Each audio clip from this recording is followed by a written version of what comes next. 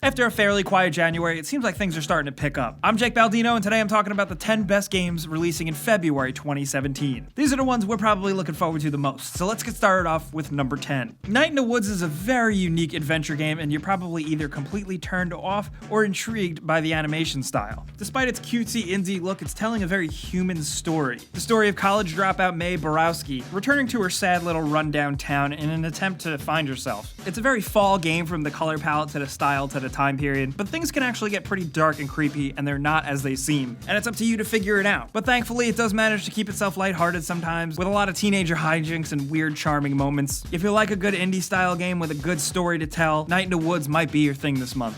And at number 9, we have LEGO Worlds. This game has been on Steam for a while as an early access game, but now it's finally getting a full release, leaving early access and getting a console version. What LEGO Worlds basically is LEGO's attempt at Minecraft. Yeah, you're probably saying, what took them so long? And honestly, I totally agree with you, and any other brand I would completely write off, but the fact that it's LEGO and they're giving an attempt, and their games usually have a lot of charm to them, the final release of LEGO Worlds could turn out to be special. Now, on Steam, it does have mixed reviews as of right now, but I really am hoping that it can bring a little something different to the table to make it stand out from Minecraft instead of just letting it be another Minecraft game that exists. Because LEGO stuff more often than not can be really, really good. So our fingers are skeptically crossed for LEGO Worlds to release and be somewhat refreshing. And at number 8, we have Poochy and Yoshi's Woolly World releasing for 3DS. Now, I think it's absolutely worth saying with the Yoshi Woolly World games, and definitely this one, is that they have an incredibly unique look. Look at these freaking games. They look cool. Thankfully, the gameplay looks to provide too, because it's a Yoshi game and it's a 2D side-scroller. But it's all built around yarn mechanics and using them to your advantage to defeat enemies and traverse the levels. You get all the stuff from the Wii U version, but also new levels, and you get to play as Poochy. While obviously most people will interpret this as a game for, younger generations, it's still got enough fun and charm that most people with a 3DS would probably find some value in this game. To me personally, Yoshi's Woolly World on Wii U is totally underrated, so hopefully now there's a bigger chance that people get to experience this pretty cool style.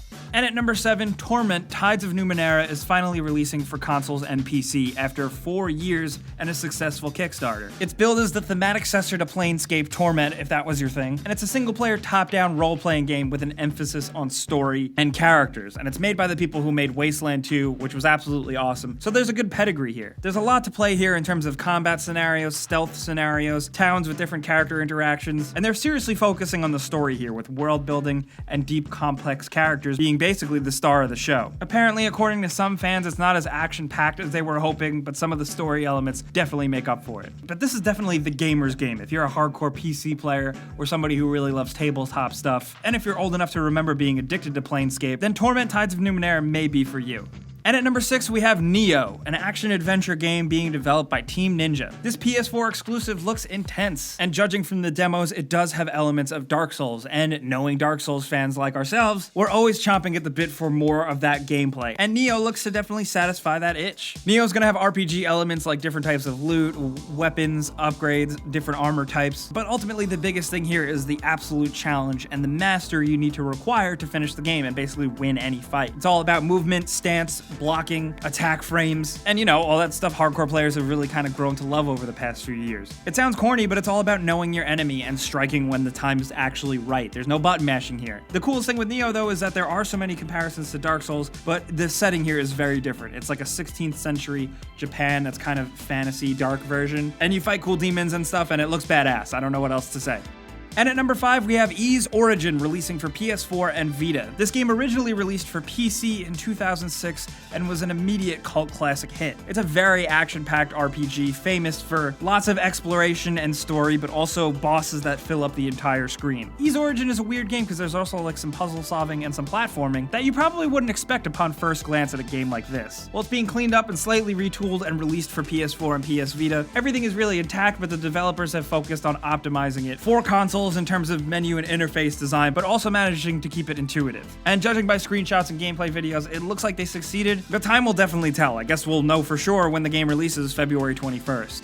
And at number 4, we have Sniper Elite 4. I'm gonna be totally honest, I love this series. It's not perfect, it's definitely a lower budget series, but it's a ton of fun. And Sniper Elite 4 looks to kind of continue the style and gameplay and everything that Sniper Elite 3 had, and now it seems to perfect it, and also looks to give you more of an open world, open environment style gameplay. I know every game jumps to open world now, but Sniper Elite it seems to kind of make sense in. And judging from previews and stuff so far, it seems like bigger definitely means better. If you don't know Sniper Elite, it's that series that's famous for sniper shots that show X-ray views of bullets cracking skulls and shattering bones and exploding dicks. Sniper Elite 4 gives you a little bit more variety in how to tackle your objective. There's more ways to hide and get up close and personal, and the change in setting is definitely welcome. They change it up every time around. It's World War II occupied Italy, and it looks really cool. I'm ready. I can't wait to play this day one. And at number 3, we have Halo Wars 2. The original Halo Wars was a completely underrated hit for fans of Halo, and while it isn't the most complicated RTS, it was an incredibly fun game. Halo Wars 2 was a surprise announcement at last year's E3. We didn't expect it,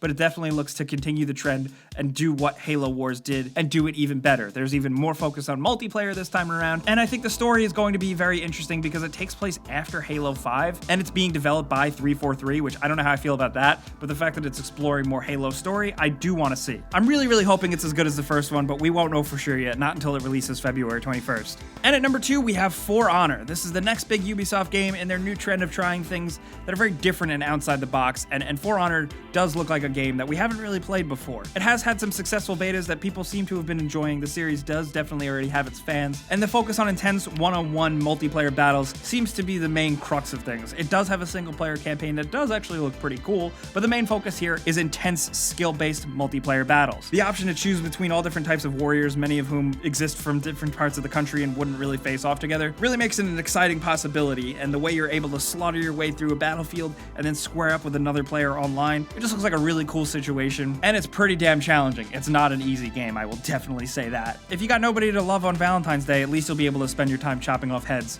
And at number 1, we have Horizon Zero Dawn. The next game releasing from Guerrilla Games, this PS4 exclusive, looks incredibly ambitious, but also fun and awesome and weird. I think most players are excited for a game like this because we're always clamoring for new IP. You know, we get so many sequels of games, it's nice every once in a while to get a new, completely different world and style. And Horizon Zero Dawn definitely seems to do that with a very weird new take on a post-apocalyptic future where artificial intelligence and the machines essentially become wild animals. It's very unique, it's very different. I hope it doesn't fall into the traps that many open world games do, but Guerrilla Games can make a damn good game, and they've definitely taken their time on Horizon Zero Dawn. We are very excited to see how this one pans out. We're honestly pretty excited for it, so that's why we put it at number 1 on our list. But guys, those are the games we're looking forward to the most in February 2017, but now we want to hear yours down in the comments. If you got a list or a few games, definitely hit us up in the comments because we want to talk about this. As always, you guys probably know the drill. Clicking the like button helps us out a ton and we appreciate it, but if you are new, clicking that circle button and subscribing